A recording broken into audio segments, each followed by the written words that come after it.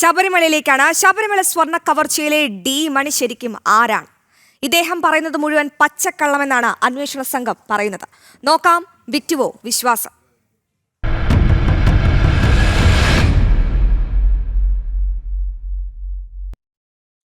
ശബരിമല സ്വർണ്ണ കവർച്ചയിൽ ഡി മണിയുടെ മൊഴിയിൽ സർവത്ര വൈരുദ്ധ്യങ്ങൾ.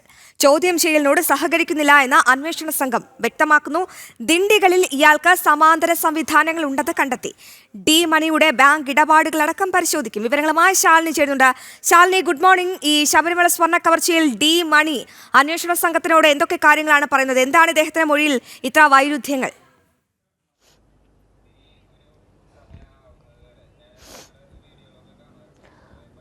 Aswathy, good morning. അശ്വതി സൂചിപ്പിച്ചതുപോലെ തന്നെ വൈരുദ്ധ്യങ്ങൾ നിറഞ്ഞ, ഒപ്പം തന്നെ ദുരൂഹതകൾ നിറഞ്ഞ ഒരു ക്യാരക്ടറായി ഡി മണി മാറുകയാണ് സ്വർണ്ണ കവർച്ചയിലും ഒപ്പം തന്നെ പഞ്ചലോക വിഗ്രഹ കടത്തിലും എന്നുള്ളതാണ് യാഥാർത്ഥ്യം. SIT സംഘം കഴിഞ്ഞ ദിവസം ചെന്നൈയിലെത്തിയിരുന്നു. ഇയാളുടെ മൊഴി രേഖപ്പെടുത്തിയിരുന്നു. മൊഴിയിൽ വലിയ രീതിയിലുള്ള വൈരുദ്ധ്യങ്ങൾ ഉണ്ട് എന്നുള്ളതാണ് SIT സംഘം സ്ഥിരീകരിക്കുന്നത്. അതുമാത്രമല്ല, ഈ സ്വർണം കവർച്ച നടത്തിയതിനും പഞ്ചലോക വിഗ്രഹങ്ങൾ ഇവിടെ നിന്ന് കടത്തിയതിനും ആയി ബന്ധപ്പെട്ട് മറ്റാരുടെയും ഒക്കെയായി ബന്ധമുണ്ട് എന്നതടക്കമുള്ള കാര്യങ്ങൾ ഇപ്പോഴും ഡി മണി വ്യക്തമാക്കുന്നില്ല. താൻ ഡി മണി അല്ലെന്നും മറ്റൊരു പേരാണ് തനിക്ക് ഉള്ളതെന്നും ഒക്കെയാണ് ഇപ്പോൾ SIT സംഘത്തിന് മൊഴി നൽകിയിട്ടുള്ളത്.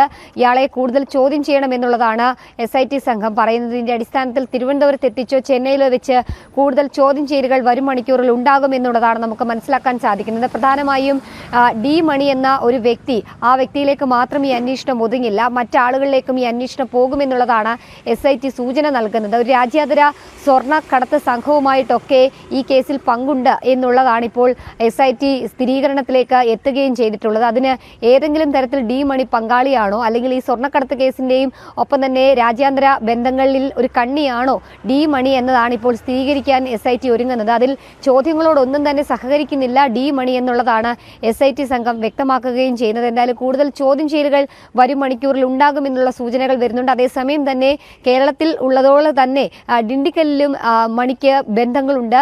ഒരു സ്വന്തം സാമ്രാജ്യം, സ്വന്തമായൊരു സമാന്തരമായിട്ടുള്ള ഇടപാടുകളൊക്കെ ഡിണ്ടിക്കലിലും മണി സൂക്ഷിക്കുന്നുണ്ട് എന്നുള്ളതും SIT സംഘം സ്ഥിരീകരിച്ചിരിക്കുകയാണ്. അശ്വതി, ശാലിനി, ഇതിൽ പ്രധാനപ്പെട്ട മറ്റൊരു കാര്യം കൂടിയുണ്ട്. അതായത് ഈ ഡി മണിയെയും ഈ ശബരിമല സ്വർണ്ണ കവർച്ചയും തമ്മിൽ ബന്ധിപ്പിക്കുന്ന ആ ഒരു കണക്ഷൻ പോയിന്റ്, അല്ലെങ്കിൽ ആ ഒരു ലിങ്കിങ് പോയിന്റ്, അതെന്താണെന്നാണ് അന്വേഷണ സംഘം പറയുന്നത്. ഈ ചെന്നിത്തലയുടെ മൊഴിയുടെ അടിസ്ഥാനത്തിൽ മാത്രമാണോ ഇത്തരമൊരു നീക്കത്തിലേക്ക് അന്വേഷണ സംഘം കടന്നത്? മറ്റേതെങ്കിലും തരത്തിലുള്ള ഒരു ബന്ധം ഇദ്ദേഹത്തിന് ഇപ്പോൾ അറസ്റ്റിലായവരുമായി ഉണ്ടെന്ന് കരുതുന്നുണ്ടോ അന്വേഷണ സംഘം?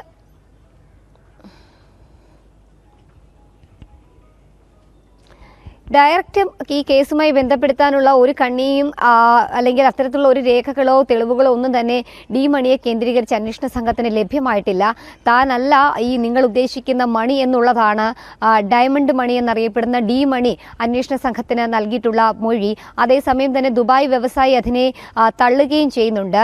താൻ ഉദ്ദേശിച്ച, ഒപ്പം തന്നെ മുൻപ് രമേശ് ചെന്നിത്തല അടക്കം പറഞ്ഞ ദുബായ് വ്യവസായി പറഞ്ഞ ആ ഡി മണി എന്നുള്ളത് ഇദ്ദേഹം തന്നെയാണ് എന്ന് സ്ഥിരീകരിക്കുകയാണ്. എന്തായാലും ആ കണ്ണി എന്താണ്, ആ ബന്ധം എന്താണ് എന്ന് സ്ഥിരീകരിക്കാനുള്ള നടപടികളിലേക്കാണ് SIT ഒരുങ്ങുന്നത്. അതിനാണ് വിശദമായ ചോദ്യം ചെയ്യലുകൾ ആവശ്യമായിട്ടുള്ളത്. ആ വിശദമായ ചോദ്യം ചെയ്യലുകളോടാണ് ഡി മണി സഹകരിക്കാതെ നിൽക്കുന്നത്. നിസ്സഹകരണം തുടരുന്ന പല ചോദ്യങ്ങളോടും വ്യക്തമായ മറുപടി പറയുന്നില്ല, പല വ്യക്തികളുമായിട്ടുള്ള ബന്ധങ്ങളെപ്പറ്റി പറയുന്നില്ല.